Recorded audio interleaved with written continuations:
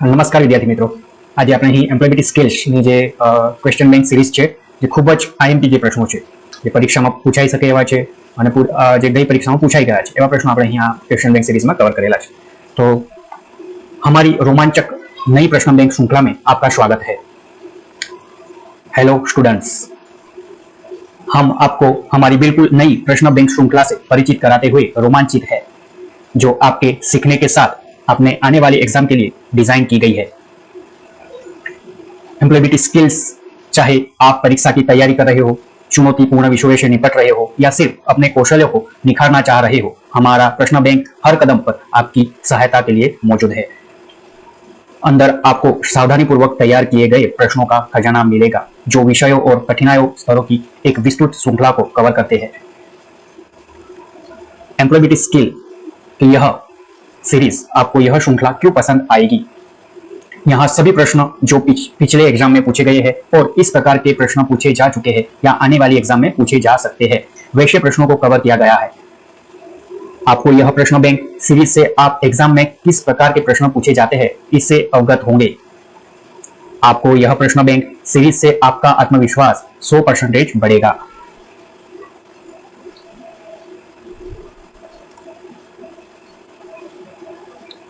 आज के दौर पर बुनियादी अंग्रेजी साक्षरता कई कारणों से तकनीकी छात्रों के लिए विशेष रूप से महत्वपूर्ण है। आज તમે જોતા હશો કે જે ઇંગ્લિશ લિટરસી છે એ લગભગ દરેક જગ્યાએ ઇંગ્લિશ આજે આપણે જોતા હોઈએ છીએ। तकनीकी दस्तावेजीकरण, कई तकनीकी मैनुअल, शोध पत्र और उद्योग मानक अंग्रेजी में लिखे गए हैं। तकनीकी अवधारणाओं को सही ढंग से सीखने और लागू करने के लिए इन दस्तावेजों को समझना आवश्यक है। तो તમે જોઈ શકો છો કે તકનીકી જે દસ્તાવેજીકરણ હોય છે, તમે કોઈ બી નવી કોઈક કમ્પ્યુટર લાવ્યા કે કોઈક ગાડી લાવો છો તો એમાં જે યુઝર મેન્યુઅલ હોય છે અંગ્રેજીમાં હોય છે। એ રીતે જે રિસર્ચ પેપર હોય છે, જે તમે જે કંપનીમાં કામ કરવા જવાનો છો ત્યાં જે મશીન છે એનું જે ઓપરેશન છે એ કઈ રીતે ચાલુ થાય છે, કઈ રીતે એને બંધ કરવાનું છે, કઈ રીતે એને એના પર કામ, એ બધી જ વસ્તુ અંગ્રેજીમાં આજે દસ્તાવેજીકરણ થયું હોય છે। એટલા માટે આપણે અંગ્રેજી લિટરસી થોડી જાણકારી લેવી જરૂરી છે। शैक्षणिक संसाधन, ऑनलाइन पाठ्यक्रम, ट्यूटोरियल और तकनीकी पाठ्य पुस्तकों सहित कई शैक्षणिक संसाधन अंग्रेजी में है। बुनियादी साक्षरता छात्रों को व्यापक श्रेणी की शिक्षण सामग्री तक पहुंचने की अनुमति देती है। तो आज તમે જે શૈક્ષણિક સંસાધનો છે, ઓનલાઈન તમે યુટ્યુબ પર જોતા હશો કે ટ્યુટોરિયલ જોતા હશો, તો બધા જ આજે લગભગ અંગ્રેજીની અંદર આપેલા છે। તો અંગ્રેજીની અંદર જે રિસર્ચ પેપર છે, અંગ્રેજીની અંદર વધારે તમે જો એક્સપર્ટ થવા માંગો તો અંગ્રેજીની અંદર મટીરિયલ ખૂબ જ સારું ઓનલાઈન અવેલેબલ છે। नौकरी बाजार प्रतिस्पर्धात्मकता, अंग्रेजी में दक्षता नौकरी की संभावनाओं और करियर में उन्नति के अवसरों को बढ़ा सकती है।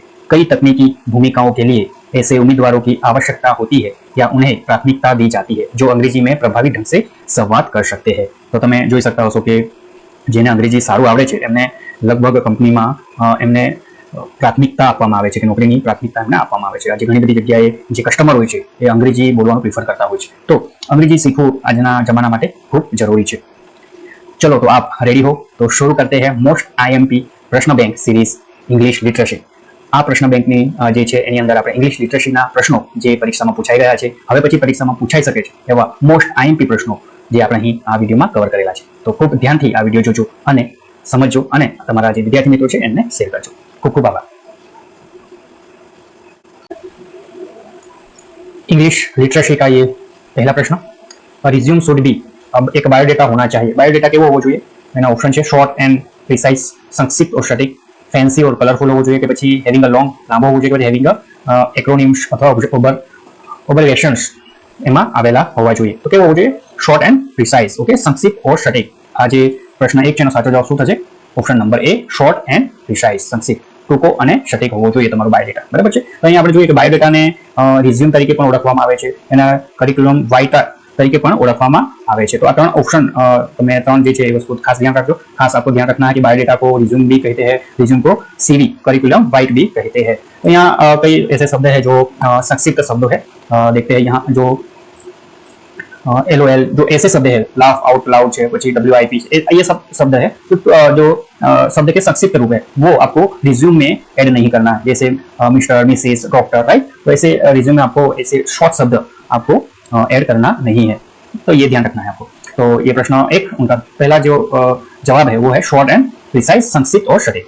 अगला प्रश्न, question number 2, return description of duties, नौकरी में किए जाने वाले कर्तव्यों और जिम्मेदारियों का लिखित विवरण कहलाता है। નોકરીમાં ફરજો અને જવાબદારીનું લિખિત વર્ણન કહેવામાં આવે છે। નોકરીમાં તમારે શાની ફરજો નિભાવવાની છે, જવાબદારી શું છે, એ ક્યાં લખેલું હોય તો એનો સાચો જવાબ શું છે?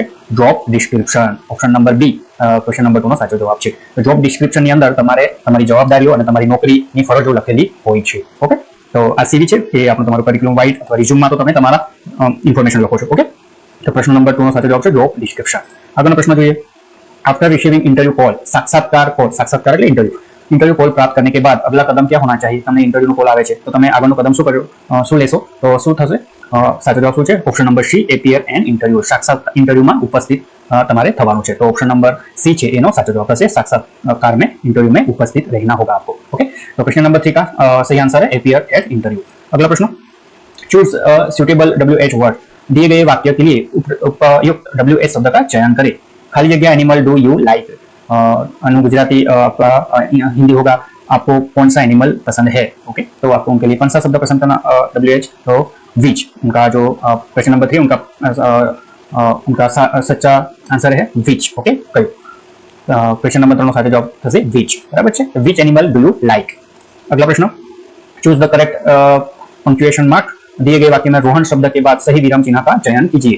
तो आज सेंटेंस है रोहन, डेविड અને Ram are playing hide and seek, બરાબર છે? તો અહીંયા તમારે કયું આમાંથી ઓપ્શન સાચો આવશે, કયું ચિહ્ન મૂકવાનું છે? તો કયું આવશે? કોમા, બરાબર છે? આ કોમા જે છે એ સાચો જવાબ છે। તો શું આવશે? અહીં તમે કોમા મૂકો, જે સેન્ટેન્સ છે એ સાચું થશે, Rohan, David and Ram. Okay, પ્રશ્ન નંબર 4 નો સાચો જવાબ છે એ કોમા। આગળનો પ્રશ્ન જોઈએ। Choose the correct response for the given question, दिए गए प्रश्न के लिए सही उत्तर चुने। तो हाउ हैव यू बीन, આ જે પ્રશ્નો છે એના માટે તમારે સાચો જવાબ કયો હોય છે? Very well and you. Okay, તો પ્રશ્ન નંબર જે ક્વેશ્ચન 5 છે એનો સાચો જવાબ શું છે? Very well and you. Okay, thank you and you એવું તો ના કહી શકાય, સેમ ટુ યુ આવું તમારે કશે બોલવાનું નથી। On vacation and you, okay, જ્યારે બી તમે ઇન વર્ક પ્લેસ પર હો છો, જોબ પર હો છો તો તમારે very well and you, okay, એવી રીતે તમે જવાબ આપી શકો છો। આગળનો પ્રશ્ન જોઈએ। Choose the correct response of the given question, दिए गए प्रश्न का सही उत्तर चुनिए। When did the accident happen, accident ક્યારે થયું? एक्सीडेंट कब हुआ है? तो અહીં તમારે ક્યારે થયું છે? તો एक्सीडेंट ક્યારે થયું છે? At 10:30 last night. ઓકે, તો 10:30 વાગે છે લાસ્ટ નાઇટ, 10:30 વાગે एक्सीडेंट થયું છે। તો સાચો જવાબ શું થશે? Option number C, 10:30 last night. Okay, તો પ્રશ્ન નંબર 6 નો સાચો જવાબ છે 10:30 લાસ્ટ નાઇટ। આગળનો પ્રશ્ન જોઈએ। Choose the correct tense of the verb, અહીં તમારે क्रिया का सही काल आपको चुनना है। आई खाली जगह music when I was child. Okay, तो इसमें वर्तमान काल दिया है, चालू वर्तमान काल है, भविष्य काल है और भूतकाल भी है। तो कौन सा सही जवाब आएगा? तो लर्न, भूतकाल। ओके, ये प्रश्न एग्जाम में कई बार पूछा गया है तो आपको ध्यान रखना है। तो या ये जो वर्तमान काल का रूप है उनका भूतकाल रूप कौन सा होगा? लर्न, ARN लास्ट में टी जोड़ना है। ओके, भूतकाल रूप है। ओके, सही जवाब क्या होगा? I learn music when I child, જ્યારે હું નાનો છોકરો હતો ત્યારથી હું म्यूजिक सीखूं छू। ओके, એવી રીતે એનો ગુજરાતી થશે। तो अगला प्रश्न देखिए। Curriculum vitae, CV is also known as, CV को रूप में भी जाना जाता है। तो ये सीवी को कौन से दूसरे नाम से जाना जाता है? तो उसका नाम है रिज्यूम। ओके, आपका हम अगले प्रश्न में जो प्रथम प्रश्न था उनमें हमने डिस्कस किया, तो उनको क्या जाना जाता है? रिज्यूम के। तो रिज्यूम को उनका दूसरा नाम है। ओके, तो सच्चा जवाब है ऑप्शन नंबर ए, रिज्यूम। अगला प्रश्न, fill in the blank with comparative adjective, तुलनात्मक विशेषण से रिक्त स्थान की पूर्ति कीजिए। योर पेंसिल इज खाली जगह देन माइंड, ये प्रश्न भी बहुत ही उपयोगी है, जो एग्जाम में पूछा, अगले जो एग्जाम है उनमें उनको कई बार पूछा गया है। तो योर पेंसिल इज खाली जगह देन माइंड, तो शार्पर, ब्लंट, ठीक, तुम्हारी तारी पेंसिल इज शार्पर, सच्चा जवाब कौन सा होगा? शार्पर देन माइंड, મારી પેન્સિલ કરતા વધારે તીક્ષ્ણ છે, બરાબર છે? તો ઓપ્શન નંબર બી उनका सही जवाब होगा शार्पर।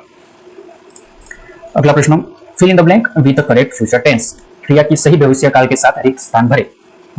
वी खाली जगह to the zoo after breakfast, तो અહીં તમે જોઈ શકો છો કે ભવિષ્યકાળનો ઉપયોગ કરીને તમારે અહીં ખાલી જગ્યા પૂરવાની છે। તો કયો સાચો જવાબ આવશે? વી, ભવિષ્યકાળ હોય તો હંમેશા વિલ તો આવે જ। ઓકે, વી વિલ ગો, તો સાચો જવાબ શું થશે? Will go. Okay, we will go to the zoo after breakfast. Okay, are going છે એ ચાલુ વર્તમાન કાળ છે, હેડ છે એ ભૂતકાળ છે, બરાબર છે? તો આ રીતે તમે થોડું જે અંગ્રેજી છે થોડું ખ્યાલ હોય એનો ખાસ વિશે તો તમે એક સાચો જવાબ અહીંયા લખી શકો છો। તો સાચો જવાબ કયો છે? Option number D. આગળનો પ્રશ્ન જોઈએ। Fill in the blank with the correct word, सही शब्द से रिक्त स्थान की पूर्ति कीजिए। ધે ખાલી જગ્યા ગુડ ફ્રેન્ડ્સ। ઓકે, ધે એટલે તેઓ સારા મિત્રો છે, તો શું આવશે અહીંયા? ધે આર શું આવશે they are good friends okay અહીં તમે ધે ઇઝ કે ધે એમ કે ધે વર્ડ ના આવે બરાબર ધે આર ગુડ ફ્રેન્ड्स अगला प्रश्न देखिए fill in the blank with the present progressive tense okay वर्तमान चालू वर्तमान काल से आपको यहाँ खाली जगह आपको फिल करनी है द ट्रेन खाली जगह थ्रू द टनल तो साचो जवाब શું આવશે the train is passing so is passing through the tunnel तो सही जवाब है is passing okay option number B तो क्वेश्चन नंबर 12 का सही जवाब है is option number B is passing the train is passing through the tunnel अगले प्रश्न fill in the blank with the proper interrogative adjective उचित प्रश्नवाचक विशेषण છે इंट्रोगेटिव એટલે યાદ રાખજો इंट्रोगेटिव એટલે પૂછપરછ કરવી બરાબર છે इंट्रोगेटिव નો ખાસ ધ્યાન રાખજો इंट्रोगेटिव ના એક સવાલ હોય છે અંગ્રેજીમાં તો इंट्रोगेटिव એટલે પૂછપરછ કરવું પ્રશ્ન કરવા બરાબર છે તો પ્રશ્નાર્થ વાક્યથી પ્રશ્નવાચક વિશેષણ છે એક સ્થાન की पूर्ति कीजिए प्रश्नवाचक અહીંથી કયું હશે અહીંયા are you going okay are you going તો હું એટલે કોણ ઓકે વેર એટલે ક્યાં વિચ એટલે અથવા WHA છે બરાબર તો સાચો જવાબ છે વેર આર યુ ગોઈંગ તમે ક્યાં જઈ રહ્યા છો બરાબર છે વેર આર યુ ગોઈંગ સાચો જવાબ શું આવશે ઓપ્શન નંબર બી આગળનો પ્રશ્ન જોઈએ fill in the blank with the proper pronoun उचित सर्वनाम से रिक्त स्थान की पूर्ति कीजिए सर्वनाम को से आपको बनना आई मेड दिस केक आई तो हमेशा आई के साथ क्या लगेगा तो my self okay my self I के साथ हमेशा क्या लगेगा माई लगता है तो सच्चा जवाब सही जवाब क्या होगा माई शेल्फ ओके तो I made this cake myself आ केक मैं मारी जाते बनावेली छे बराबर है तो खास यह आपको ध्यान रखना है जब आई क्वेश्चन में हो तो उनके साथ माई होना चाहिए ओके तो माई शेल्फ सही जवाब होगा माई शेल्फ अगला प्रश्न fill in the blank with the proper noun she made this cake खाली जगह okay she made this she के साथ क्या आएगा हर आएगा तो सही जवाब क्या होगा हर शेल्फ ओके तो सी नी साथे શું આવે છે હર सी ने सी made this cake her shelf તેણીએ આ કેક તેની એમની જાતે બનાવેલી છે બરાબર છે તો she made this cake herself okay तो सही जवाब होगा हर शेल्फ अगला प्रश्न fill in the blank with proper reflexive pronoun उचित कर्मवाचक सर्वनाम से रिक्त स्थान की पूर्ति कीजिए सी हैज हर्ट खाली जगह सी हैज हर्ट खाली जगह तो શું આવશે सी સાથે શું આવે હર આવે ઓકે તો અહીં કયું છે herself she has hurt herself तो सही जवाब कौन सा होगा हर शेल्फ એનો સાચો જવાબ છે ઓકે તો ખાસ યાદ રાખજો કે सी હોય તો હર આવે ही હોય તો हीस આવે ઓકે અથવા हीम આવી શકે તો આ રીતે તમે આને યાદ રાખીને સાચો જવાબ પસંદ કરી શકો છો अगला प्रश्न જોઈએ fill in the blank with suitable adjective दिए गए वाक्य के लिए उपयुक्त विशेषणों से रिक्त स्थान की पूर्ति कीजिए लिटिल गर्ल्स खाली जगह is relieved her mischief okay तो गुजराती થશે નાની છોકરીની ચમકતી આંખો એ તેનું તોફાન છતું કરે છે तो द लिटिल गर्ल्स तो सही जवाब क्या होगा उनमें ट्विंकलिंग मतलब होता है चमकता ओके तो the little girl's twinkling is revealed her mischief okay तो सही जवाब है ट्विंकलिंग अगला प्रश्न fill in the blank with suitable place preposition उपयुक्त स्थान पूर्व शर्त के साथ रिक्त स्थान की पूर्ति करें माय हाउस इज अ खाली जगह द थर्ड फ्लोर અહીં તમારે મારું ઘર ત્રીજા ફ્લોર પર છે તો કયું આવવું જોઈએ એટ આવવું જોઈએ એટ આવવું જોઈએ ઇન આવવું જોઈએ ઇન એટલે અંદર એટ એટલે જગ્યા બતાવે છે ઓન એટલે ઉપર અને અંડર એટલે તેની ઉપર ઓકે તો શું આવશે સાચો જવાબ ઓન આવશે શું આવશે on okay my house is on the third floor okay right तो सही जवाब कौन सा होगा ऑन होगा my house is on the third floor अगला प्रश्न fill in the correct question word सही प्रश्न से शब्द करें खाली जगह is the speaker at the function function में स्पीकर कौन है तो क्या कौन એટલે હું राइट तो सही जवाब कौन सा होगा who is the speaker at the function में स्पीकर तरीके कौन है उनका ऐसा गुजराती तो हूँ एनो साचो जवाब है who is the speaker at the function सही प्रश्न से शब्द बरे हूँ आनो साचो जवाब रहेશે આગળનો પ્રશ્ન જોઈએ low level language is also called निम्न स्तर की भाषा को निम्न स्तर की भाषा है तो इनमें से कौन सी निम्न स्तर की भाषा है तो सोर्स कोड है मिडलवेयर है मशीन लैंग्वेज है असेंबली लैंग्वेज तो कौन सी सही भाषा है मशीन लैंग्वेज को हम कंप्यूटर की लैंग्वेज है उनमें वो निम्न स्तर की भाषा है तो खास याद रखना लो लेवल लैंग्वेज को आपको प्रश्न पूछे तो मशीन लैंग्वेज को आप सिलेक्ट कर सकते हो तो सही जवाब है मशीन लैंग्वेज अगला प्रश्न प्रोनाउंसिएशन रिफर्स टू उच्चारण को संदर्भित करता है प्रोनाउंसिएशन इस टाइप के प्रश्न बहुत पूछे जाते हैं परीक्षा में तो आपको यहाँ ध्यान रखना है प्रोनाउंसिएशन रिफर्स टू ये और ये प्रश्न बहुत ही आईएमपी है तो उनका सही जवाब है प्रोडक्शन ऑफ साउंड ध्वनिनो प्रोडक्शन अवाजनु प्रोडक्शन ये रीते गुजराती थशे तो सही जवाब प्रोडक्शन ऑफ साउंड ओके तो जे उच्चारण ने संदर्भित करे एने शुं कहेवामां आवे छे production of sound option number D साचो जवाब छे આગળનો પ્રશ્ન જોઈએ rearrange the following set of word into meaningful sentence નિમ્નલિખિત શબ્દો કે સમૂહ को અર્થપૂર્ણ વાક્યમાં પુનર્વ્યવસ્થિત કરે. આજે અહીં એક સેન્ટેન્સ આપેલું છે, એને આ શબ્દોને યોગ્ય રીતે ગોઠવીને એક સાચું વાક્ય તમારે બનાવવાનું છે. ટીચર છે, સ્કૂલ છે, વર્ક છે, સી અને એ છે, એસ છે. તો સાચું શું થશે? તો ઓપ્શન નંબર બી છે એ સાચો છે. Okay, she work as a school teacher. Okay, she work as a school teacher એ ઓપ્શન નંબર બી છે એ સાચો છે. अगला प्रश्न, the word that express a sudden and strong feeling is a called. अचानक और प्रबल भावना को व्यक्त करने वाला शब्द को कहते हैं. अचानक और मजबूत लागणी व्यक्त करे शू कहेवामां आवे छे? तो साचो जवाब है इंटरजेक्शन. सही जवाब क्या होगा? इंटरजेक्शन. इंटरजेक्शन मतलब जे जो आश्चर्यजनक हाव भाव देते हैं, वाओ, सो ब्यूटीफुल, ऐसे जो शब्द है वो क्या है? इंटरजेक्शन सेंटेंस को उन्हें बोलते हैं. तो सही जवाब है इंटरजेक्शन. ओके, इंटरजेक्शन को पहचानने के लिए ये साइन है, ये साइन आपको चूज पसंद करनी होगी ताकि आपको यहाँ से पता चल जाएगा कि इंटरजेक्शन सेंटेंस कौन सा है. जिस सेंटेंस के पीछे ये जो साइन है वो होगी तो आपको ख्याल हो जाना चाहिए कि ये जो सेंटेंस है वो है इंटरजेक्शन सेंटेंस. ओके, कंजक्शन में फोर आ सकता है, एंड आ सकता है, नोर, बट, और, येट एंड सो. आ બધા જે છે એ કંજક્શન કહેવામાં આવે છે, એટલે બે વાક્યને જોડે છે. કંજક્શન એટલે જોડવું. ઓકે, ઘણા બધા પ્રશ્નમાં એવું પૂછાય છે કે આમાંથી કંજક્શન શોધો, બરાબર છે? તો ફોર, એન્ડ છે, નોર છે, બટ છે, તો એ બધા કંજક્શન છે. ઓકે, એપોસ્ટ્રોફી છે, એપોસ્ટ્રોફીની અંદર તમે જોઈ શકો છો આ રીતે જ્યારે વાક્ય હોય ત્યારે એપોસ્ટ્રોફી આઈ એમ, આનું આખું રૂપ કહીએ તો આઈ એમ ગણાય છે, પણ એને ટૂંક રૂપમાં લખી દીધું છે આઈ એમ. ઓકે, તો આ જે છે એ એક શું છે? એપોસ્ટ્રોફી. જ્યારે ઉપર કંઈક એક ટીક માર્ક જેવું કરેલું હોય તેને શું કહીશું? એપોસ્ટ્રોફી. આ પંક્ચુએશન છે, વિરામ ચિહ્નો છે, બરાબર? तो इस प्रश्न का सही जवाब है इंटरजेक्शन. अगला प्रश्न देखिए, when you greet higher officer such teacher, instructor and supervisor you should use. जब आप शिक्षक, प्रशासक या पर्यवेक्षक जैसे उच्च अधिकारियों के का अभिवादन करते हैं तो आपको उपयोग उनमें से ये शब्द उनमें से कौन सा शब्द उपयोग करना चाहिए? जब आप अपने सीनियर के साथ, अपने जहां आप काम करते हैं, आपके एचआर मैनेजर के साथ, आपके शिक्षक के साथ, आपके प्रिंसिपल के साथ, आपके इंस्ट्रक्टर के साथ बात करना है तो आपको इनमें से कौन सा शब्द चुनेंगे? तो वो है गुड मॉर्निंग. सही जवाब कौन सा होगा? Good morning. ओके, ये शब्द है वो आप फ्रेंड के साथ उपयोग कर सकते हैं, हेलो, हे, हाय. ओके, तो ये जो शब्द है वो आप अपने से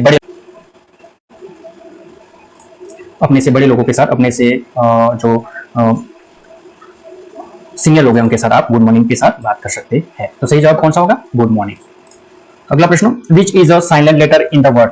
आंसर, आ जे आंसर शब्द છે એની અંદર સાયલેન્ટ લેટર કયો છે? આન્સર શબ્દમાં એક મુખ અક્ષર કોણ સા है? તો કોણ સા है? સહી જવાબ है W. ઓકે, આન્સર આપણે વાંચીએ છીએ આન્સર ત્યારે W નો ઉચ્ચાર થતો નથી, સીધું શું વાંચીએ છીએ? આન્સર. ઓકે, આન્સર એવું નથી વાંચતા, આપણે આન્સર વાંચીએ છીએ. ઓકે, तो W जो है वो यहाँ मुख अक्षर है जो साइलेंट वर्ड છે, बराबर છે? तो साइलेंट वर्ड અહીંયા W છે એટલે આપણે અહીં સાચો જવાબ શું થશે? Option number D, W. अगला प्रश्न, which one is the dose of discussion etiquettes. कौन सा डोज चर्चा शिष्टाचार का है? ये ऑप्शन है उनमें से जो शिष्टाचार एटिकेट्स है, जो आपनो शिष्टाचार है एमांथी कयुं साचुं छे? लूज योर टेम्पर, तमारे गुस्से थई जवुं, लिसन टू अदर, बीजाने सांभळवा, टॉक अबाउट इरिलेवंट डिटेल्स, जे इरिलेवंट डिटेल होय उसके बारे में बात करो, यूज इम्पोलाइट और र्यूड लैंग्वेज, इम्पोलाइट अथवा र्यूड भाषानो आप प्रयोग करते हो. तो इनमें से कौन सा है जो एक अच्छा शिष्टाचार है? तो कौन सा है? Listen to other. ओके, आपको दूसरे को सुनना है. तो जो आप जो ग्रुप डिस्कशन है या कोई आप काम करते हो वहां आपको दूसरे को सुनना है, तो ये एक अच्छा शिष्टाचार है. डूज मतलब एक अच्छा. लिसन टू अदर्स, दूसरे को आपको सुनना है, बीजाने तमारे सांभळवानुं ते एक सारो शिष्टाचार छे. तो साचो जवाब शुं थशे? Option number B. આગળનો પ્રશ્ન જોઈએ, which one is a don't of discussion etiquette. આમાંથી કયો ઓપ્શન એવો છે જે સારો શિષ્ટાચાર નથી? ઓકે, તો સાચો જવાબ હશે આર્ગ્યુ અનનેસેસરી. ઓકે, આ બધા જે છે, બી ઓપન માઇન્ડ, ખુલ્લું મગજ રાખો, યુઝ મોડરેટ ટોન, ધીમા અવાજથી બોલો, લિસન ટુ અધર, બીજાને સાંભળો, આ બધી વસ્તુ શું છે? ડોઝ છે, સારી શિષ્ટાચારમાં આવે છે આ ત્રણ વસ્તુ. ઓકે, જ્યારે આ જે છે એ સારો શિષ્ટાચાર નથી, આર્ગ્યુ અનનેસેસરી. તમે ગમે તેવી દલીલો કરો, એ બધી વસ્તુ જે છે એ શું છે? એ સારી શિષ્ટાચારમાં આવતી નથી, ये सही शिष्टाचार नहीं है, आर्ग्यू अननेसेसरी. तो सही जवाब कौन सा होगा? Argue unnecessary. अगला प्रश्न, which one is a cardinal number. ये प्रश्न बहुत ही उपयोगी है आपके लिए. कार्डिनल नंबर कौन सा है? इसमें से कार्डिनल नंबर कौन सा है? तो ये जो शब्द है वो रोमन नंबर है. ओके, तो कार्डिनल नंबर कौन सा होगा? ये 10 जो है वो कार्डिनल नंबर. उनको 10 भी लिखते हैं, 10 भी लिखा होगा लाइक ऐसे, तो भी ये कार्डिनल नंबर कहा जाएगा. सही है. तो आपको कार्डिनल नंबर का एक प्रश्न इंग्लिश लिटरेचर में आता है, तो आपको ये प्रश्न खास ध्यान से पढ़ना है और समझना है. तो कार्डिनल नंबर के बारे में थोड़ा हम ज़्यादा यहाँ पढ़ेंगे.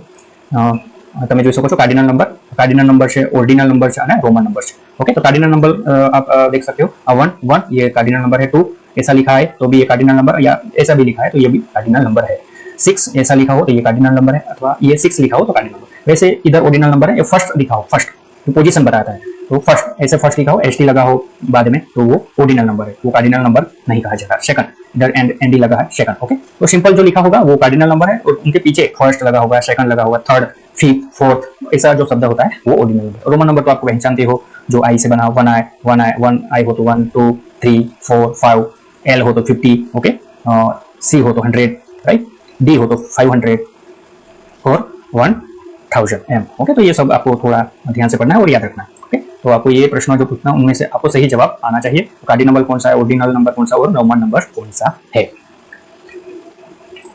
तो यहाँ 10 जो है वो कार्डिनल नंबर है। अगला प्रश्न, कार्डिनल नंबर कौन सा है, इनमें से कार्डिनल नंबर कौन सा है, तो ये सब रोमन नंबर है, आप देख सकते हो। तो ये है cardinal number, option number D. Okay, अगला प्रश्न, which one is a cardinal number, इनमें से कार्डिनल नंबर कौन सा है, तो कौन सा है, 10th है तो वो ऑर्डिनल नंबर है, ये फर्स्ट भी ऑर्डिनल नंबर है और ये रोमन नंबर है, सही है। तो ऑप्शन नंबर डी है, वो है कार्डिनल नंबर। ओके, यहाँ 1 की जगह ऐसा लिखा होता तो भी आप यहाँ आपको ऑप्शन नंबर डी जो है वो सही है। ओके, तो प्रश्न नंबर 30 सारे जवाब है ऑप्शन नंबर डी। अगला प्रश्न, कार्डिनल नंबर कौन सा है, विच one is a cardinal number, तो यहाँ आप देख सकते हो 1 है, 5th है, 8th है, 2nd है। तो यहाँ आप हमने वो इमेज देखी, उनमें से आपको पता चल जाएगा कि ये जो है 1, ओके, लाइक दिस 1, तो ये सही जवाब है, ये कार्डिनल नंबर है। ये कौन सा है, ये ऑर्डिनल नंबर है, 8th, 5th, 2nd। ओके, तो ये सब ऑर्डिनल नंबर है, तो सही जवाब कौन सा है, 1। अगला प्रश्न, which one is a exclamatory sentence, विस्मयादिबोधक वाक्य कौन सा है, एक्सक्लेमेटरी। ओके, तो जो एक्सक्लेमेटरी रहता है, ये जो साइन है, मैंने आपको अगले क्वेश्चन बताया, एक्सक्लेमेटरी सेंटेंस, एक्सक्लेमेटरी मार्क्स कहते हैं उनको, आश्चर्यजनक सेंटेंस। ओके, जो क्वेश्चन है वो उनमें से सही जवाब है, what a beautiful house it is, केवु सुंदर घर छे, बराबर छे। तो आ रीते उनका तो सही जवाब है option number A, which one is exclamatory sentence. तो आपको इनसे पहचानना है, तो ये है एक्सक्लेमेटरी सेंटेंस। तो क्वेश्चन नंबर 30 का सही जवाब है, what a beautiful house it is. ये क्वेश्चन मार्क्स है, तो आपको क्वेश्चन मार्क भी पूछे जा सकते हैं। क्वेश्चन में से क्वेश्चन मार्क्स वाक्य कौन सा है, तो ऐसे भी सवाल पूछे जा सकते हैं। अगला प्रश्न, which one is in active voice, कौन सक्रिय आवाज में है, तो ऐसे ये सवाल भी बहुत इंपॉर्टेंट है। तो आमाथी सक्रिय आवाज में कौन है, तो Ram has pass the exam, the ball was caught by him, the book was being ready by he, we were drive home by 10। तो साચो जवाब શું આવશે, રામ, અહીં સક્રિય અવાજમાં છે। તો સક્રિય અવાજ એટલે શું કે જે એક જ વ્યક્તિ હોય, જ્યાં કે અહીંયા કહેવા માંગે છે રામ એ એક્ઝામે પાસ કરી છે। ઓકે, તો એક્ઝામ કોણે પાસ કરી છે, તો રામ।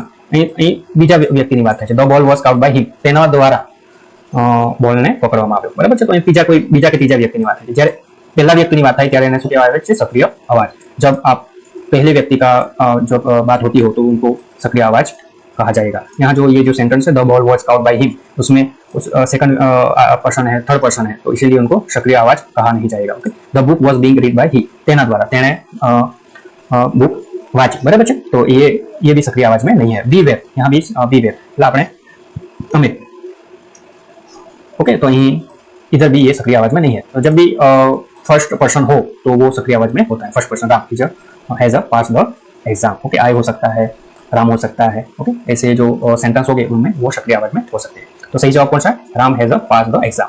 अगला प्रश्न, which one is in passive voice, निष्क्रिय आवाज में कौन सा है, निष्क्रिय आवाज, वो सक्रिय आवाज था, इसमें निष्क्रिय आवाज में कौन सा है, मोहन, तो ये सक्रिय आवाज होगा। सी वॉज, ये भी सक्रिय आवाज है। ओके, थर्ड पर्सन है ये, और सक्रिय आवाज में है। ओके, तो यहाँ her birthday was celebrate by us, आई भी सक्रिय आवाज में हो, सी भी सक्रिय आवाज है, और मोहन भी सक्रिय आवाज है। तो निष्क्रिय आवाज में कौन सा है, तो हर बर्थडे, ये सही जवाब है, her birthday was celebrate by us. Okay, तो जब भी निष्क्रिय आवाज होगी तो थर्ड पर्सन, सेकंड पर्सन की बात होगी, और सक्रिय आवाज में फर्स्ट पर्सन की बात होगी, डायरेक्ट बात होगी। Mohan is a painting, Mohan house ने पेंट करे छे। She was reading a book, तेनी बुक वांचे छे। आई हैव सीन मूवी, हूँ मूवी जोऊं छूं, राइट, मैं मूवी देख रहा हूँ। तो सीधी बात होगी जब सक्रिय आवाज में होगी। और निष्क्रिय आवाज में आप इनडायरेक्ट बात करते होंगे, उनके द्वारा हुआ, उसने किया। Okay, her birthday was celebrate by us, Theni birthday हमारे द्वारा सेलिब्रेट किया गया। ओके, उनका बर्थडे। तो तीसरा कोई दूसरे पर्सन और तीसरे पर्सन की बात होती है, तो ये निष्क्रिय आवाज है। ठीक, तो सही आंसर है, her birthday was celebrate by us. अगला प्रश्न,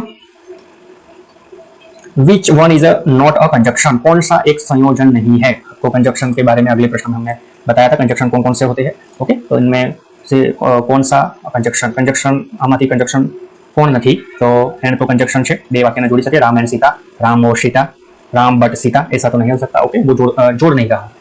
ओके, तो ये भी कंजक्शन है, तो બે વાક્યને જોડે છે, ઓન भी બે વાક્યને જોડે છે, तो ये बट ये कंजक्शन, बट भी ये कंजक्शन है, ऑन जो है वो कंजक्शन नहीं है। तो सही जो जवाब है उनका ऑप्शन नंबर डी आएगा। तो ऑन जो है वो कंजक्शन नहीं है। ओके, एंड और बट ये सभी दो सेंटेंस को ज्वाइन करते हैं, एंड और बट। सही, तो 35 नंबर जब का जो क्वेश्चन है उनका सही जवाब है ऑन। अगला प्रश्न, this one is not a benefit of the role play. भूमिका निभाने का कौन सा लाभ नहीं है? આમાંથી તમે જ્યારે રોલ પ્લે કરો છો, કંઈક નાટક કરો છો અથવા ભૂમિકા નિભાવો છો, ધારો કે તમે કોઈ સ્કૂલમાં નાટક નિભાવતા હશો, અવેરનેસનું નાટક હોય કે કોઈક વ્યસન વ્યક્તિનું નાટક, તો એ ભૂમિકા નિભાવવાથી તમારી અંદર શું થાય છે? आत्मविश्वास बनता है। ओके, आत्मविश्वास तो आपको होता है, आप आगे है सुनने का कौशल्य विकसित होता है, आप सुन और रचनात्मक समस्या समाधान कौशल्य विकसित होता है। ओके, बोरियत विकसित करता है, बोरियत એટલે बोर्डम। Okay, कंटाळो, right. तो भूमिका निभाने का कौन सा लाभ नहीं है? तो बोरियत विकसित करता है। तो सही जवाब है बोरियत विकसित करता है। जब भी नोट आए तो आपको ये प्रश्न खूब बहुत ध्यान से आपको पढ़ना है, बाद में जो ऑप्शन है वो सिलेक्ट करना है, तो प्रश्नों को समझना है, बाद में आपको ऑप्शन को select. Which one is a benefit of the role playing, ऐसा जो प्रश्न होता है तो आप लोगों को ये तीनों सिलेक्ट करना होता है, ऑल ऑफ दी एबोव आ सकता है। सही है, लेकिन यहाँ नोट है इसीलिए आपको कौन सा पसंद करना है? बोरियत विकसित करता है, जो बेनिफिट्स नहीं है रोल प्ले का। ओके, तो सही जवाब है ऑप्शन नंबर डी। अगला प्रश्न, which one is a not a vowel, कौन सा एक स्वर नहीं है? वोवेल स्वर, हम इसमें से वोवेल कौन सा नहीं है? तो ये ए बी वोवेल है, ई वोवेल है, ओके, आई बी वोवेल है, तो ये एफ जो है वो वोवेल नहीं है। ओके, तो हम यहाँ थोड़ा इमेज देख लेते हैं। वोवेल स्वरो, वोवेल એટલે શું થશે? સ્વરો, અને કોન્સોનન્ટ એટલે વ્યંજનો, રાઈટ। તો પાંચ જે છે એ આ જે પાંચ આંગળીઓ છે એ પ્રમાણે તમે યાદ રાખજો। आप ये पांच उंगली से आप वोवेल्स को पहचान सकते हो। ये है ए, ई, आई, ओ और यू। ओके, तो ये पांच जो है वो वोवेल्स, और उनके बाद जो बचते हैं वो है व्यंजन। ओके, कॉन्सोनेंट्स, वो कॉन्सोनेंट भी आपको पूछे जा सकते हैं प्रश्न में, इनमें से कौन सा कॉन्सोनेंट है? सही, तो ये पिक्चर्स आपको ध्यान से पढ़ना है। तो विच one is not a vowel, तो सही जवाब है एफ। अगला प्रश्न,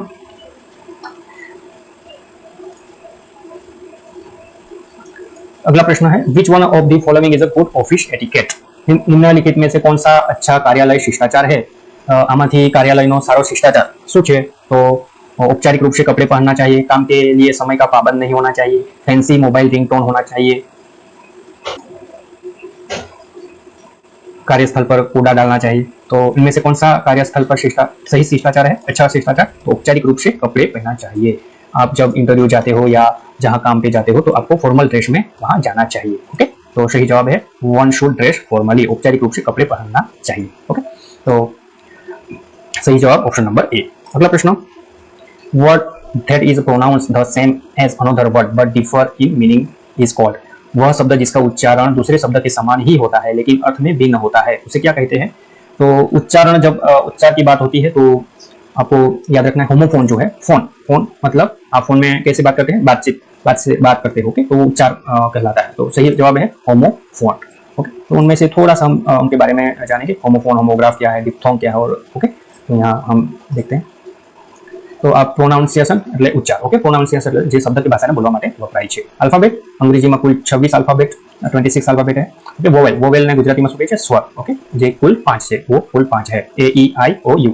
કોન્સોનન્ટ, કોન્સોનન્ટ એટલે વ્યંજન। ઓકે, તો વ્યંજનને આપણે જે આ સિવાયના જે છે એને શું કહીશું? વ્યંજન।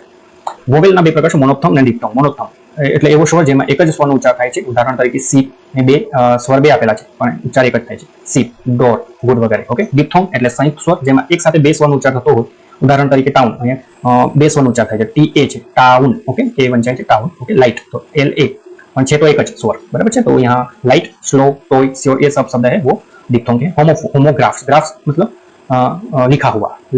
ओके, जो लिखा हुआ होगा उनको क्या कहेंगे? ग्राफ्स।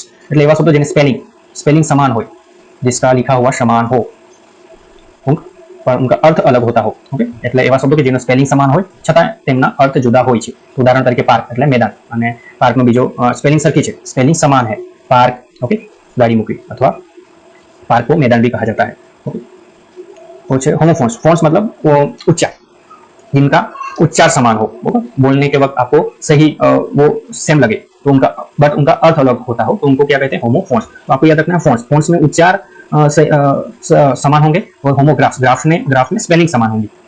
अब ओके, तो यहाँ देख सकते हैं सन, आप उच्चार करते हो सन सन, ओके, वो समान लगते हैं, पर उनका जो अर्थ है वो, उनका ये जो सन है वो दिक्रो होता है, और इनका ये जो सन है उनका इनको सूर्य कहते हैं। ओके, तो सेल है तो सेल को वेचांडी कहते हैं, और ये सेल है वो पोस्ट कहते हैं। तो जो उनको जो उच्चार करते हैं तो वो सही लगता है, मतलब कि समान है, मगर उनका जो अर्थ है वो अलग है। जैसे साइलेंट लेटर शब्द में उच्चारित थता न હોય પણ સ્પેલિંગમાં હોય તેવા અક્ષરોને સાયલેન્ટ લેટર કહે છે। ઉદાહરણ તરીકે નાઇટ, નાઇટમાં કે સાયલેન્ટ છે। ન્યુમોનિયામાં અહીંયા પી સાયલેન્ટ છે, રાઈટ। અહીંયા સાયકોલોજી, તો સાયકોલોજીમાં અહીંયા પી સાયલેન્ટ છે, तो वो साइलेंट लेटर है। तो होमोफोन्स, यहाँ सही आंसर क्या है, होमोफोन्स। उच्चार दूसरे शब्द के समान ही होता है। ओके, तो उच्चार सरखो है, मतलब ए, तो प्रश्न नंबर 39 उनका सही जवाब है होमोफोन्स। अगला प्रश्न, what is the word in which a single vowel is pronounce word. जिस शब्द में एक स्वर का उच्चारण होता है उसे क्या कहते हैं, एक स्वर का। यहाँ एक एवं शब्द जेमा एक ज वोवेल उच्चार करते હોય તેને શું કહે છે, मोनोक्थोंग। ओके, मोनो એટલે एक, याद रखो तो मोनो का मीनिंग होता है एक, मोनोक्थोंग। सही जवाब क्या होगा, जिन शब्द में एक स्वर का, यहाँ उदाहरण के तौर पर देख सकते हो, यहाँ स्वर दो है पर जो उनको उच्चार आप बोलते हो तो एक ही स्वर का उच्चार होता है, सी, डोर, गुड, राइट। तो मोनो मतलब एक। ओके, मोनोक्थोंग से आपको पहचान आ जाएगा कि जब एक स्वर का उच्चार होता है तो सही जवाब उनको क्या बोलते हैं, मोनोक्थोंग। ओके, ऐसे दीप्थोंग मतलब उनको दीप मतलब एक से ज्यादा, दो, राइट। आगे, what is a word which two vowel are pronounce together. जिस शब्द में दो स्वरों का उच्चार एक साथ होता है उसे क्या कहते हैं, तो हमने डिस्कस की दीप्थोंग, उनको क्या कहते हैं, दीप्थोंग। ओके, तो जब एक साथ बे स्वरों उच्चार थाय, धारो के आ रीते टाउन है, TAO, ओके, उच्चार थाय छे बे स्वरों, पण हवे स्वर एक ज, टाउन है, लाइट है, स्लो है, साइड है, અને તમે વાંચો ઉચ્ચાર કરો ત્યારે તમને એવું લાગે કે બે સ્વરને આપણે બોલતા હોઈએ છીએ, પણ હોતા સ્પેલિંગમાં એક જ સ્વર હોય છે, લાઉડ, લા, LA વંચાય છે લાઉડ, આ જે છે એ બી સ્વર છે અને ઓ પણ સ્વર છે, પણ હોય છે સ્वर एक ज। ओके, तो उनको क्या कहें, दीप्थोंग। सही जवाब होगा दीप्थोंग। आगे, इन खाली जगह word that are spelled the same but have different meaning. जेनी स्पेलिंग वर्तनी स्पेलिंग एक जैसी है उनके अर्थ अलग होते हैं। तो स्पेल मतलब स्पेल में आप क्या, ग्राफ, स्पेलिंग में आप क्या, ग्राफ को हम स्पेलिंग बोलते हैं, सही। तो सही जवाब होगा होमोग्राफ्स। आप इनसे याद रखिएगा, ग्राफ हो तो स्पेलिंग होगी और फोन हो तो आपको उच्चार होगा। ओके, तो यही सही जवाब है होमोग्राफ। जिसकी स्पेलिंग एक जैसी है उनका लेकिन अर्थ अलग होता है तो उनको क्या बोलते हैं, होमोग्राफ। यहाँ उदाहरण के तौर पे पार्क, पार्क को मैदान भी बोलते हैं और पार्क को गाड़ी पार्क करना ऐसा भी। बैट, बैट का मतलब है क्रिकेट वाला बैट, और ये चामा चिड़िया भी उनको बोलते हैं। लेटर, लेटर मतलब जो हम पत्र लिखते हैं उनको लेटर बोलते हैं, और उनको लेटर्स के साथ उनको जो लेट आता है उनको भी लेटर बोलते हैं। राइट, राइट मतलब सही, और राइट मतलब दाई दिशा में जाना। राइट मतलब साचू भी थाय, और राइट मतलब जमणी बाजू पर थाय छे। ओके, तो उनका सही जवाब है होमोग्राफ। सही जवाब कौन सा है, होमोग्राफ। तो प्रश्न नंबर 43 में, is a word that sound the same as another word but has a different meaning. यह एक ऐसा शब्द है जो सुनने में दूसरे शब्द जैसा ही लगता है लेकिन अर्थ और या वर्तन स्पेलिंग अलग है। ठीक है, वो शब्द से जो बीजा शब्द जेवो लागे छे परंतु तेनो अर्थ अथवा जोड़णी अलग छे। तो આપણે જ્યારે તમે સુનને ઉચ્ચાર આવે, ઓકે, ત્યારે શું આવે છે, સાંભળવું, સાંભળવું मतलब ફોન। ઓકે, તો અહીં સાથે જવાબ શું આવશે, હોમોફોન। તો અહીં તમે જોઈ શકો છો सन, सन અને सन વાંચવામાં સરખા છે પણ એનો अर्थ अलग હોય છે, બરાબર। सन એટલે દીકરો અને सन એટલે સૂર્ય, બરાબર છે। सन એટલે દીકરો અને सन એટલે સૂર્ય। બ્રાઇટ એટલે સાચું, રાइट એટલે લખવું અને રાइट એટલે સાચું। ओके, तो आ रीते તમે याद रखी सको છો होमोफोन्स। यहाँ सही जवाब कौन सा होगा, होमोफोन्स। अगला प्रश्न, raise and fall the pitch of voice is called. आवाज की पिच का उठना और गिरना। તમે જ્યારે બોલો છો ત્યારે અમુક જગ્યાએ જોરથી બોલતા હો છો અને અમુક એવા શબ્દો છે ત્યાં ધીમેથી બોલતા હો છો, એને શું કહેવામાં આવે છે, એને आवाज का उतार चढ़ाव, इंटोनेशन। ओके, तो सही जवाब, ये प्रश्न एग्जाम में कई बार पूछा गया है तो ये आपको याद रखना है। तो उनका सही जवाब है आवाज का पिच का उठना और गिरना। Okay, raise and fall the pitch voice is called intonation, आवाज का उतार चढ़ाव। ओके, अगला प्रश्न, द वर्ड वेन डिनोट्स खाली जग्या। वेन शब्द खाली जग्या को दर्शाता है। वेन, वेन એટલે ક્યારે, બરાબર। તો ક્યારે એટલે સમય બતાવે છે, બરાબર ને। તો સહી જવાબ है टाइम, राइट, ક્યારે। હું હોત તો પર્સન આવત। ઓકે, એવી રીતે તમે અહીં જોઈ શકો છો। તો વેન એ ક્યારે એવું એનું ગુજરાતી થાય તો એ શું બતાવે છે, ટાઈમ બતાવે છે। અગલા પ્રશ્ન, which punctuation mark should be used in the following sentence? Is there any site engineer here? અહીં કયું punctuation marks તમે મૂકશો? તો અહીં પ્રશ્ન પૂછેલો, is there any site engineer? Engineer here, અહીં કોઈ એન્જિનિયર, આ સાઇડ પર કોઈ એન્જિનિયર છે તો શું મૂકશો? Question marks. ઓકે, પ્રશ્ન પૂછવામાં આવે છે. ઓકે, તો ક્વેશ્ચન માર્ક તમે મૂકી શકો છો. તો સાચો જવાબ છે ક્વેશ્ચન માર્ક્સ. જ્યારે આશ્ચર્યજનક વાક્ય હોત તો તમે શું મૂક્યું હોત? એક્સક્લેમેશન માર્ક્સ મૂક્યું હોત. બરાબર છે. તો સાચો જવાબ આનો છે ક્વેશ્ચન માર્ક. આગળનો પ્રશ્ન, which one of the following is a describe word? Describe word અહીં તમે જોઈ શકો છો. ડિસ્ક્રાઇબ એટલે જે નામ છે એના અર્થમાં વધારો કરે. ઈટ એટલે ખાવું, એ ડિસ્ક્રાઇબ વર્ડ નથી. રિપેર એટલે મરમ્મત, એ પણ ડિસ્ક્રાઇબ નથી. સૂપ એટલે શોરબા, બરાબર છે, એ પણ ડિસ્ક્રાઇબ નથી. પણ હોટ, ધારો કે today's weather is so hot, બરાબર, તો વેધર જે છે એના નામમાં વધારો કરે છે. બરાબર, તો હોટ ગરમ છે. તો આજનું જે વાતાવરણ છે ખૂબ જ ગરમ છે. તો એ નામમાં ડિસ્ક્રાઇબિંગ વર્ડ એટલે જે નામ હોય એના કંઈક વધારો કરે એને આપણે શું કહેવું છે? Describing word. અહીં હોટ જે છે એ ડિસ્ક્રાઇબિંગ વર્ડ છે. આગળનો પ્રશ્ન, which is a capital letter use? बड़े अक्षर का प्रयोग कब किया जाता है? જ્યારે તમે અંગ્રેજીમાં ટાઈપ કરો છો ત્યારે કેપિટલ લેટર ક્યાં તમારે લખવો જોઈએ? તો બિગિનિંગ ઓફ ધ सेंटेंस, वाक्य की शुरुआत में, नेम ऑफ द पर्सन, व्यक्ति के नाम के साथ, नेम ऑफ द प्लेसेस, स्थानों के नाम के साथ, ऑल ऑफ द अबव, सबसे ऊपर. તો આ બધામાં જ તમારે કેપિટલ લેટરનો ઉપયોગ કરવાનો હોય છે જ્યારે તમે સેન્ટેન્સ લખો. ખુશી ઇઝ અ મિસ્ચીવિયસ ગર્લ. ઓકે, તો અહીં કે જે છે ખુશીની અંદર કે જે છે એ કેપિટલ આવે છે. બરાબર છે. તો વાક્યની શરૂઆતમાં તમારે કેપિટલ લખવાનું હોય છે. પછી દરેક નામ, જ્યારે તમે કોઈ બી નામ લખો, દિવ્યા, પ્રિયાંક, વિનીત, સંજય સર, બરાબર છે, આ બધાનું જ નામ જ્યારે નામ લખો ત્યારે તમે એને કેપિટલમાં લખવાનું હોય છે. નેમ ઓફ ધ પ્લેસ, જ્યારે ગિરાધોધ છે, બરાબર, તો અહીંયા જી કેપિટલ છે. ડાંગ છે, જ્યારે સ્થાનોના નામ હોય, વાંસદા છે, દિલ્હી છે, નવસારી છે, મુંબઈ છે, તાજમહલ છે, તો તમે ત્યારે એને કેપિટલમાં લખો છો. તો અહીંયા સાચો જવાબ છે ઓલ ઓફ એબો. આગળનો પ્રશ્ન, ચૂઝ ધ ઓડ વર્ડ. વિષમ શબ્દ કહો ને, આવા બી પ્રશ્નો ખાસ પૂછાતા હોય છે, તો ખાસ ધ્યાન રાખજો. એટલે જે બંધબેસતા શબ્દો ના હોય એ શબ્દ પર તમારે એ ટીક કરવાનો. વિષમ શબ્દ, તો પ્લીઝ, સોરી અને થેન્ક્સ. બરાબર છે, તો પ્લીઝ, સોરી અને થેન્ક્સ તમે ઉપયોગ કરો છો. Please, sorry, thanks. ઓકે, પણ પેપર જે છે આના કરતાં થોડો વિષમ શબ્દ છે, અલગ છે. બરાબર છે, તો અહીં પેપર જે છે અલગ છે, રાઈટ. તો વિષમ શબ્દ કહો ને, આ પ્રશ્નોનો ખાસ ધ્યાનથી વાંચો. આવા જે પ્રશ્નો હોય છે એવા પ્રશ્નોને ગૂગલ પર સર્ચ કરીને પ્રેક્ટિસ કરજો. Okay, choose the odd words, right. Google પર તમને મળી જશે ઘણા બધા આવા પ્રશ્નો. તો અહીં સરખા લાગે છે, પ્લીઝ, સોરી અને થેન્ક્સ, એટલે આ સરખા શબ્દ છે, પણ જ્યારે પેપર છે આના સાથે મેચ થતા નથી આ ત્રણ શબ્દ, અને પેપરને આપણે વિષમ શબ્દ કહીશું. तो અહીં इंग्लिश लिटरेसी की ये क्वेश्चन बैंक है वो खत्म होती है. अंग्रेजी साक्षरता ની આ ક્વેશ્ચન બેંક છે જે અહીં પૂરી થાય છે. અને આ જે પ્રશ્નો છે એ મેં લગભગ ભારત સ્કિલના જે પેપર છે, જે એનસીવીટીના પેપર છે અને भारत स्किल जो अमुक क्वेश्चन बैंक है एमांथी लीधा है. और आ प्रश्नों लगभग वारे घड़िए पूछा करे. तो आपको ये जो प्रश्न है वो आपको सही उनका जवाब आपको प्रिपेयर करना है और परीक्षा में खूब अच्छा मार्क्स खूब अच्छा. तो यहाँ हमारी ये क्वेश्चन बैंक इंग्लिश लिटरेसी की क्वेश्चन बैंक यहाँ खत्म होती है. ये जो प्रश्न है वो हमने भारत स्किल के क्वेश्चन बैंक उनमें से लिए कई प्रश्न ऐसे हैं जो अभी जो परीक्षा है एनसीवीटी की उनमें पूछे गए हैं. तो आ બધા પ્રશ્નોને ખાસ પરીક્ષામાં પૂછાયેલા પ્રશ્નો છે અને પરીક્ષામાં આવી શકે એવા પ્રશ્નો છે. તો ખૂબ ધ્યાનથી આ પ્રશ્નો વાંચો અને એને પ્રિપેર કરજો. અને તમારી પરીક્ષા માટે બેસ્ટ ઓફ લક. અને આ વિડીયોને ખૂબ શેર કરો તમારા વિદ્યાર્થી મિત્રોને અને ઇંગ્લિશ લિટરેસીમાં ખૂબ જ સારા માર્ક્સ લાવો એવી મારી શુભેચ્છા. ખૂબ આભાર અને થેન્ક યુ.